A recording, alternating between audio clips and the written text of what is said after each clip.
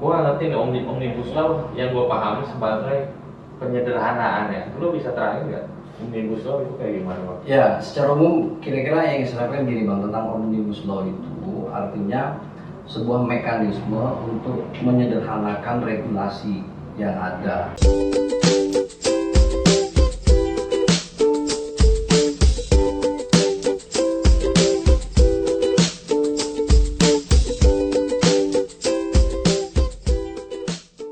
Halo guys, kembali lagi bersama gua Firdaus di Respublika Channel. Kali ini gua kedatangan tamu, seorang akademisi, politisi juga, aktivis hukum, aktivis, Abang Suhendan. Siap, Assalamualaikum Bang. Sehat Bang? Alhamdulillah sehat dan semoga kita diberikan kesehatan selalu. Lagi sibuk apa? Ya, masih terus untuk berikhtiar, berjuang untuk dalam proses pilkada serta kesibukan lainnya tentu misalnya masih ngajar dan seterusnya. Menarik memang. Gua sebelum diskusi hari ini kan gua juga ngeliat tentang lu ya. Gua ngeliat profil lu menarik juga, latar belakang lu segala macam. Yang mana tuh Bang? Gimana lu bisa sampai dokter? Sekarang lu lagi dokter juga ya. Ya, sedang menyelesaikan. Kemudian sikap kritis tuh terhadap pemerintah juga menghiasi beberapa media massa, dan yang paling terbaru ini gua ngeliat lu sedang berikhtiar ingin mencalonkan diri menjadi seorang calon wali kota Tangerang. Betul. Itu bisa seperti itu gimana Bang? Dinamikanya bisa lu ceritain nggak? Menurut gua menarik ini. Ya, tentu saya maju dan memberanikan diri untuk bertarung dalam konstelasi pilkada ini karena merasa ada situasi dan keadaan yang mesti diperbaiki. Kita prihatin dengan kondisi tata kelola pemerintah Kota Tangerang Selatan di satu sisi, di sisi lain dengan potensi yang begitu luar biasa tetapi tidak atau belum maksimal. Oleh karenanya atas dasar situasi itu saya dan teman-teman bersepakat untuk kita maju untuk semata-mata bagaimana kita memperbaiki keadaan lebih baik lagi dari kondisi yang sekarang. Jadi ikhtiarnya itu lah Bang ya, pengen lebih baik lah. Betul. Pengen lebih baik, pengen lebih bagus lagi ya. Karena kan kemarin juga aku lihat poster banyak juga tuh ya. Alhamdulillah itu atas dasar partisipasi teman-teman, tim relawan, semua pihak.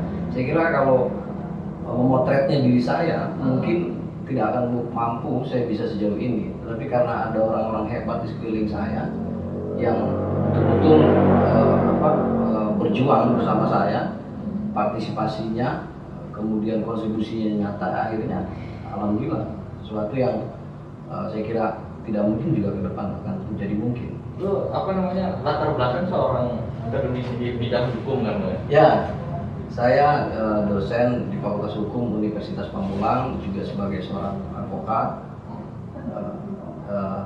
dari Pradi. Memang konsentrasi saya di hukum pidana dan hukum administrasi negara. Jadi memang benar-benar fokus spesialisasinya di bidang hukum Bang ya. Nah sekarang kan gue nggak mau nih ngobrolin tadi pilkada, takutnya dibilang meloncat-loncat, cuman ada hubungannya lah. Ya. Dalam artian juga itu juga bisa lu bahas nanti ketika lu misalnya lu ikut kontestasi atau segala macam. Isu yang paling menarik misalkan tentang omnibus law. Gue ngerti nih omnibus law yang gue pahami sebagai penyederhanaan ya. Lu bisa terangin nggak omnibus law itu kayak gimana Bang? Ya, secara umum kira-kira yang saya sampaikan gini Bang, tentang omnibus law itu artinya sebuah mekanisme untuk menyederhanakan regulasi yang ada. Tentu saja untuk kondisi menjadi lebih baik.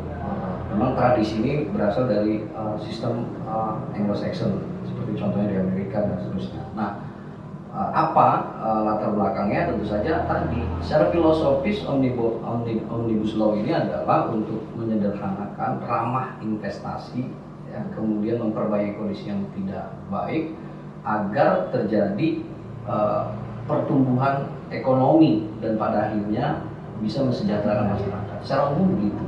Jadi setelah diinventarisir banyak pihak, termasuk di beberapa hasil penelitian, misalnya ada sebanyak 74 regulasi atau undang-undang ini yang saling kontradiksi, yang menyebabkan iklim investasi itu menjadi terhambat, konon katanya begitu. Oleh karenanya dari 74 ini disederhanakan menjadi dua, yaitu hukum tentang cipta lapangan kerja dan tentang UMKM. Tapi kan banyak penolakan tuh Pak. Ya, saya kira wajar dalam satu kebijakan itu pasti akan menuai pro dan kontra. Dan memang pasti juga ada kelemahannya di balik itu. Tapi kan secara filosofis tujuannya, tadi saya katakan, sederhananya ingin saya contohkan dari kontradiksi aturan investasi itu, dari beberapa penelitian misalnya, untuk seseorang bisa memulai usaha dari regulasi yang ada, ini kurang lebih ada sebanyak 15 sampai 17 regulasi dan harus memakan biaya 33 juta sampai 4 juta rupiah. Untuk memulai usaha harus memenuhi prosedur sekitar 17 mekanisme administrasi dan memakan biaya hampir 3-4 juta serta makan waktu lebih dari 30 hari. Itu secara tertulis.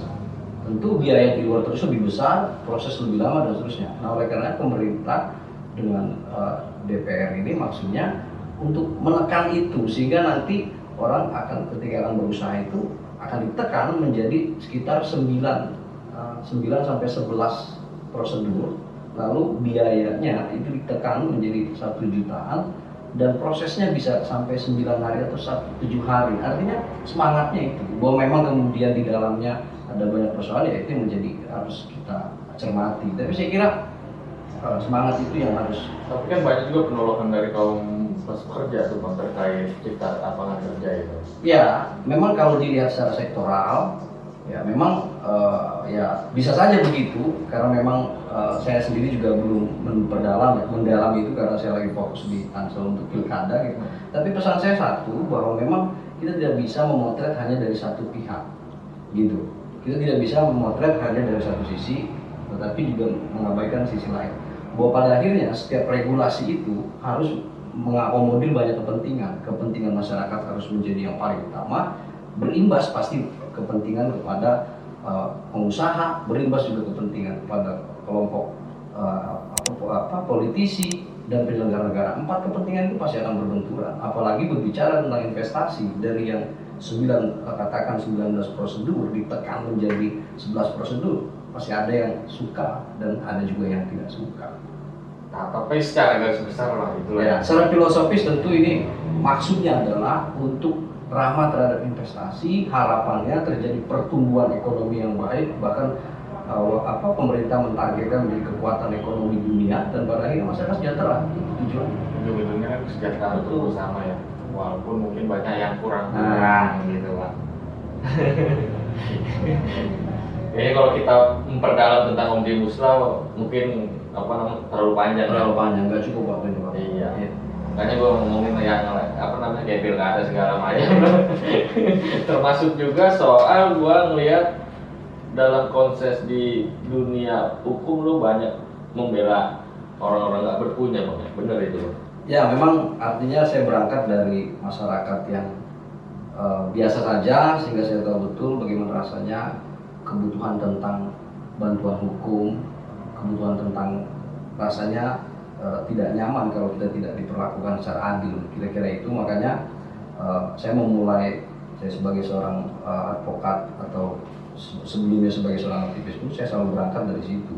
Ya, jadi ada banyak lah yang kira-kira sudah saya lakukan, artinya karena semata-mata saya ingin bermanfaat saja kepada masyarakat. Jadi sebetulnya yang saya lakukan lebih dulu itu tidak ada hubungannya dengan soal pilkada sekarang. Jadi saya lakukan pada masa-masa sebelum pilkada adalah atas dasar tanggung jawab saya, ingin berarti, ingin berguna, ingin bermanfaat untuk sesama. Lu benar gak dibayar itu Pak? Sebetulnya ada yang tidak dibayar, bahkan saya pernah sampai keluar uang. Jadi bukan hanya gratis saja, tapi saya pun harus mengorbankan uang pribadi untuk operasional dalam konteks membela itu. Biasanya ngurusin apa sih Nek? Ya banyak, misalnya ada masyarakat punya masalah hukum secara pribadi. Perceraian atau gimana? Enggak? Kalau perceraian enggak. Misalnya kasus pidana, kasus perselisihan keperdataan. Lalu belakangan saya juga sering diminta untuk menjadi ahli di persidangan beberapa pengadilan untuk memberikan keterangan sesuai kemampuan keilmuan saya. Ya saya jelaskan dari semua itu ya ada yang betul-betul gratis, bahkan saya harus rela mengeluarkan uang pribadi. Misalnya waktu itu saya diminta memberikan keterangan ahli di Pandeglang karena ada masyarakat yang diduga ditangkap tidak sesuai prosedur. Orang ini ya tidak punya uang, bahkan untuk ongkos saya ke sana pun ya harus pribadi. Ya itu saya lakukan. Itulah akhirnya gimana tuh orang? Ya artinya Bebas. soal hasil kan artinya saya tidak Mengikuti perkembangannya, tapi paling tidak saya berusaha untuk memberikan apa yang bisa saya lakukan.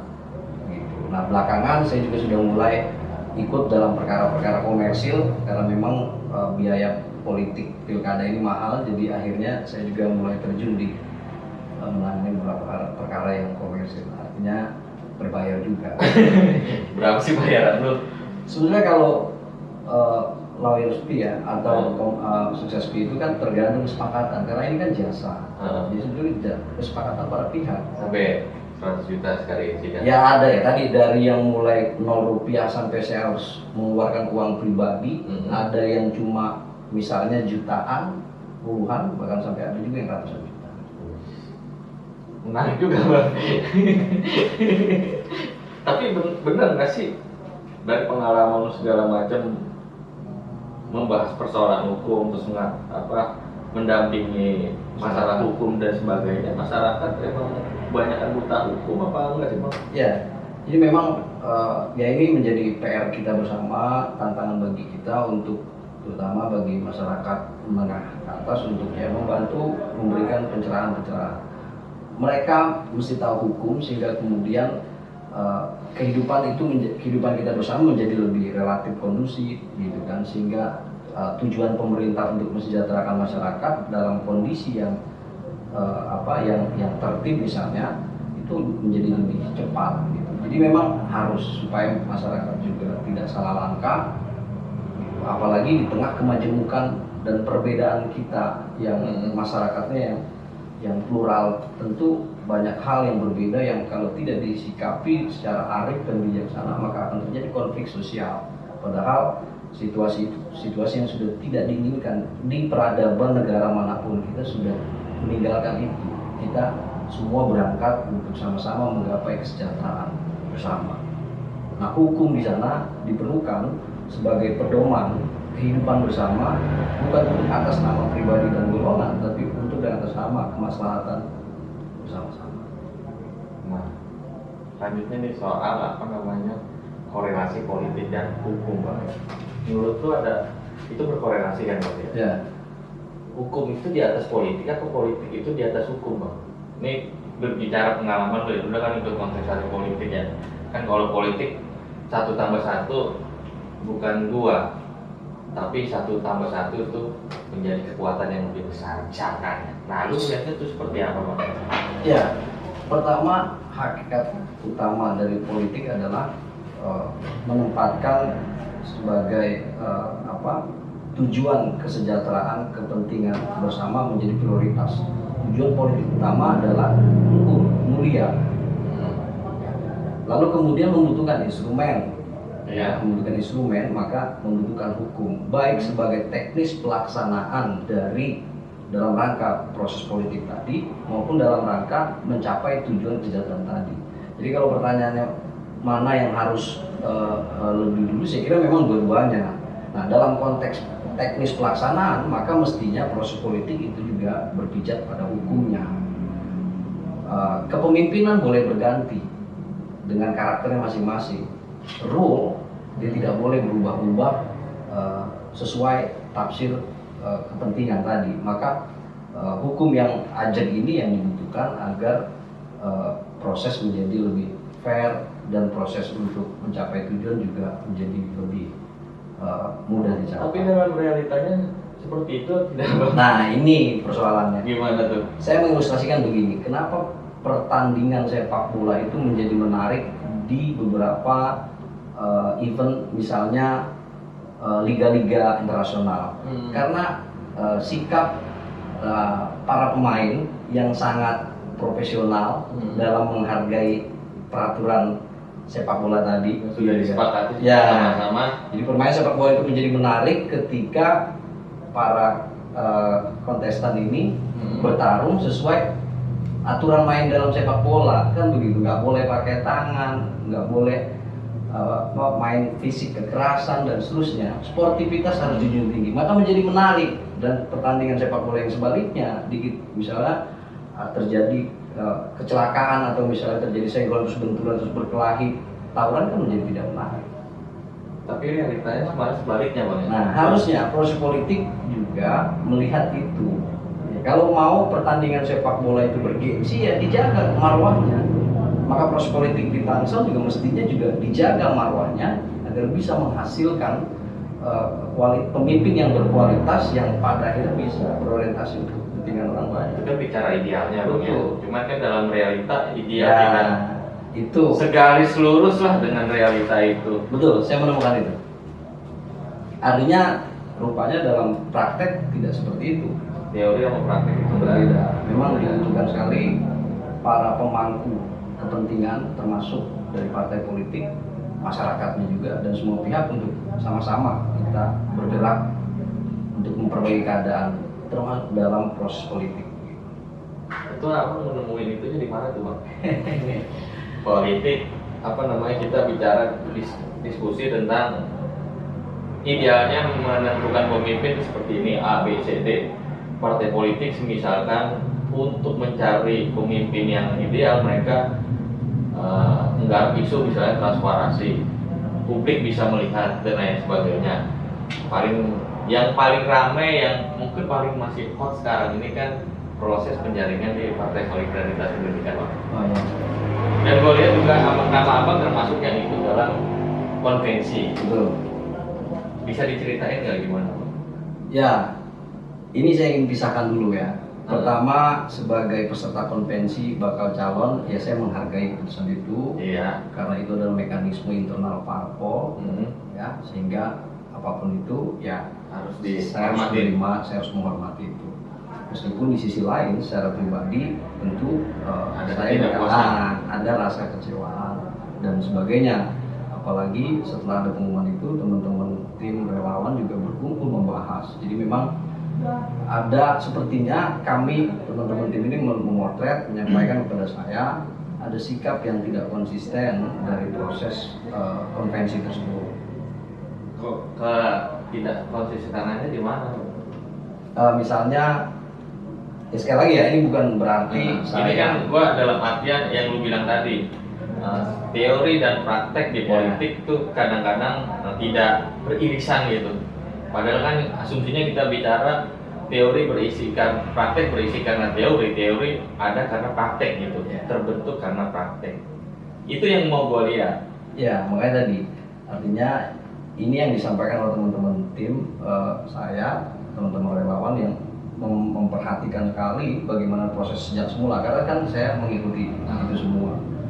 Standar yang digunakan, misalnya ini salah satunya ya, standar yang digunakan adalah proses penilaian 60% dari wawancara dan 40% dari proses hasil survei. Nah, hari ini yang ditetapkan adalah sosok bakal peserta konvensi yang 60% dari hasil wawancaranya adalah nilai terendah.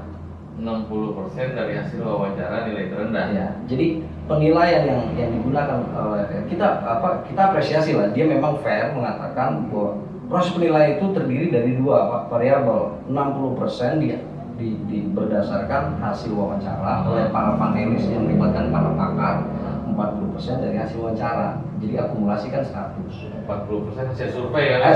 Survei ya. 60% hasil wawancara oleh para ahli, 40% dari hasil survei. Nah, lalu setelah proses itu dari mulai wawancara sampai kemudian hasil survei, keluarlah nama-nama itu yang kemudian diumumkan. Nah, nilainya kemudian disampaikan ke publik, termasuk saya dan teman-teman mempelajari. Dan ada 10 nama yang 60. Nah, lalu kita berangkat dari siapa yang ditetapkan, kan begitu. Nah, yang ditetapkan pemenang adalah salah satu peserta yang hasil wawancaranya adalah nilainya terendah. Artinya nomor 10. Nilai terendah. nilai surveinya memang tertinggi. Iya. Jadi artinya gapnya sangat jauh. Heeh. Nah ini yang menurut teman-teman, dan saya mengiyakan juga akhirnya, ini nggak fair. Mestinya kalau standarnya adalah tadi hasil wawancara 60% dan hasil survei 40%, ketika mau diambil tengahnya, maka mestinya bukan pada pilihan sekarang. Karena sangat rendah, apalagi punya bobot 60% gitu. Padahal ada 9 peserta yang di atas itu. Tapi kan surveinya tinggi. Ya makanya kembali lagi kepada platform partai itu. Terus salahnya di mana sebetulnya? Ya makanya orientasinya apa? Hmm. Ketika partai itu orientasinya adalah misalnya ingin menempatkan politik pada kitahnya yang mulia, maka dia tidak berbicara tentang popularitas, tapi bagaimana menghasilkan, proses politik ini menghasilkan kandidat yang punya kapasitas gitu loh, bukan cuma semata-mata terkenal. Kalau berbicara semata-mata terkenal, ya gampang aja, pilih aja artis, sudah pasti terkenal. Tapi apakah kemudian support dengan dinamika politik misalnya begitu? Apakah nanti mampu, kan begitu. Jadi kalau ukurannya adalah untuk menghasilkan yang terbaik bukan hanya popularitas, maka tidak boleh mengabaikan hasil wawancara, apalagi itu hasil wawancara dengan para ahli, panelis, yang ketika panelis memberikan nilai rendah pasti ada sesuatu gitu kan, dan itu dilakukan secara terbuka. Jadi kita bisa lihat kok apa yang dijawab oleh para peserta di dalam rekaman itu, kita akan bisa menilai. Pada saat wawancara saya termasuk peserta yang diwawancara, kan para panelis itu mengajukan pertanyaan-pertanyaan tentang gagasan, tentang visi besar, termasuk bagaimana merespon permasalahan-permasalahan. Dan itu harus langsung disampaikan di depan panelis 3 orang. Orang-orang top semua. Orang-orang yang kredibel. Artinya saya saja harus mempersiapkan diri. Padahal udah serius nih ya. Serius. Kalau ujung-ujungnya seperti ini ngapain kan? Ya akhirnya itulah yang teman-teman tim sampaikan, disinilah letak ketidakkonsistenannya. Tapi sebenarnya lu udah ngebaca nggak sih ada yang seperti ini bro? Nah informasi dari teman-teman relawan, teman-teman tim memang sebelum hasil ini diputuskan kan juga sempat muncul ke permukaan media, ke publik melalui media. Itu memang pada saat konvensi berlangsung itu ada ada salah satu peserta, beberapa peserta ini yang melakukan, artinya seperti ada deal-deal untuk memenangkan proses itu melalui pendekatan-pendekatan di luar konvensi. Itu memang terjadi, cuma karena ketua PSI-nya Tangsel serta ketua tim penjaringan mengatakan bahwa itu tidak benar. Tidak benar. Hasil yang akan direkomendasikan adalah berdasarkan proses konvensi. Jadi makanya pada saat itu kita menilai ini sangat fair. Tapi begitu kemudian keluar hasilnya, sebetulnya kalau teman-teman tim bilang ke saya, ya ini sebetulnya melegitimasi proses yang miring-miring itu tadi. Jadi ada pembenaran, ternyata obrolan-obrolan di luar akhirnya itu benar terjawab ya. gitu ketika diumumkan gitu. Ya. Kecewa tapi ya secara pribadi tadi saya bilang saya kecewa karena sekecil apapun setiap peserta konvensi itu pasti berharap dirinya untuk mendapat rekomendasi. Namun sebagai salah satu peserta saya menghargai, meskipun saya juga berharap ada proses tinjau ulang, karena tentu saja saya berani mendaftarkan ke PSI karena saya melihat ada harapan di sana dengan jargon transparan, milenial, kemudian anti korupsi dan seterusnya, anti poligami juga. Tapi melihat proses ini seperti sesuatu yang hanya menjadi jargon pada akhirnya. Nah inilah yang semestinya dikembalikan. Oh gitu ya. Itu yang gue bilang tadi, kadang-kadang teori tidak sama dengan realitas. Tapi gak kapok kan? Enggak lah, karena saya kira ini proses pembelajaran. Sekecil apapun ada hikmah di balik ini semua. Paling tidak ketika nanti saya menjadi pengurus partai, ya nggak boleh lah memperlakukan masuk partai lain. Ya masih apa partainya? Belum, masih dalam proses karena hakikatnya semua platform memiliki platform yang baik, sama-sama ingin membangun bangsa. Nah, oleh karenanya saya kira semua partai baik. Dia jadi kayak politisi lu. Bukan orang hukum lagi lu. Nah, kan abang kan juga udah bilang saya ini begitu masuk proses pilkada ya udah jadi politisi juga. Gitu. Jadi saya harus juga mengikuti. Bahasanya kayak bahasa ketua partai itu tadi. Ya. Gue jadi dulu yang gue bayangkan ya, wih Bang Endar, lu secara retorika top gue bilang. Masa lu tentang hukum mantap, analis politik. Amin. Masih muda segala macam. Itu modal besar. Terima kasih. Sebenarnya lu buat nanti ke depan. Ya tinggal kuat nggak badannya. Ya, salah saya tidak kapok karena saya kira hidup ini ya memang perjuangan. Ya, dan proses ini adalah bagian dari kehidupan. Karena dari sini saya bisa banyak belajar dan banyak pihak bisa belajar dan terutama saya ini menjadi bagian dari perjalanan hidup yang sangat berharga. Kayaknya waktunya udah habis nih. Siap. Makasih Bang Endar udah banyak discuss tentang politik, hukum, tentang apa namanya omnibus law banyak banget walaupun terkesan kesana kemari, cuman gue yakin kok yang nonton ini banyak manfaatnya, udah top nih gue bilang. Amin. Mantap. Terima Kalau kasih. begitu, makasih bye.